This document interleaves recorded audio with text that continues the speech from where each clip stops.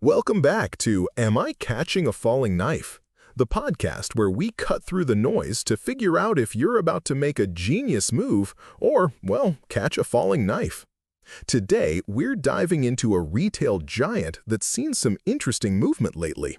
WMT, or Walmart, which might make some of you wonder, what's driving this, and is there more to the story? Let's find out. All right, let's talk about the dominant narrative surrounding Walmart right now. The market is largely focused on Walmart's resilient sales growth.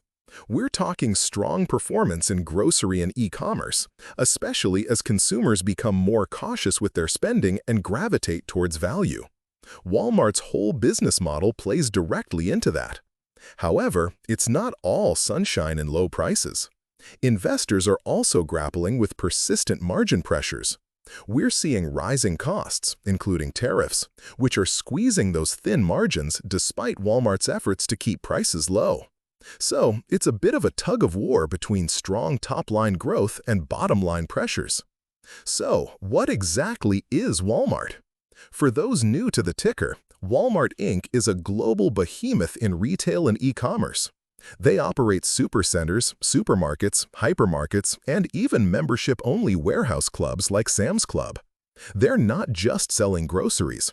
They've got everything from health and beauty to home goods, apparel, electronics, and even financial services. It's a vast empire, primarily driven by their U.S. segment, which makes up roughly 79% of their revenue. Now, let's put some numbers to this narrative. How might these competing forces of resilient sales and margin pressures actually impact the company's bottom line? Our analysis starts with Walmart's latest annual revenue of about $680.99 billion. If we estimate a baseline quarterly revenue, that's roughly $170.25 billion. Given Walmart's TTM gross margin is quite thin, around 4.31%, that gives us a baseline quarterly gross profit of about $7.34 billion. Here's where the narrative comes in. Our model projects a modest 2.5% increase in total quarterly revenue, driven by that resilient sales growth narrative, bringing us to around $174.50 billion. But those persistent margin pressures are expected to chip away at profitability. We estimate a 20 basis point reduction in their already thin margin, bringing it down to 4.11%.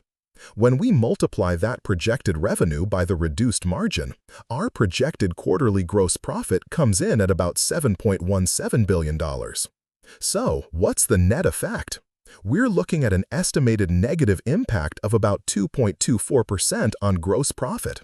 Now, it's important to remember that Walmart's gross margins are incredibly thin, meaning even small absolute changes in revenue or costs can have a magnified percentage impact. This makes our estimation a bit sensitive, and we're using gross profit as a proxy for earnings impact, assuming other expenses scale proportionally. Let's shift to valuation. The current market price for WMT is around $96.05. When we run our discounted cash flow, or DCF model, we get a few interesting figures. Our base case DCF value, before accounting for the specific narrative adjustments, comes out to about $51.69 per share. However, when we factor in the narrative's impact, those slight revenue gains paired with the margin squeeze, our narrative-adjusted DCF value drops even further, to approximately $48.82 per share. If we look at another common metric, the PEG ratio, which relates price to earnings to growth, it suggests a fair value of about $37.09. What all this tells us, friends, is that the current market price of WMT, sitting north of $96, appears to be significantly higher than all our calculated intrinsic values, even after accounting for the positive aspects of the current narrative. For those of you wondering about potential entry points, if you're keen on Walmart, our custom buy levels to watch would be around 90, 80, and possibly even 70. These are points where the valuation might start to look more attractive based on our models. So, to wrap up our deep dive into Walmart, always remember, folks, this is for informational purposes only and is not financial advice. Investing involves risks, and you should always do your own thorough research and consult with a financial professional before making any investment decisions. Thanks for tuning in to Am I Catching a Falling Knife? I'm your host, Dave, and I'll catch you next time.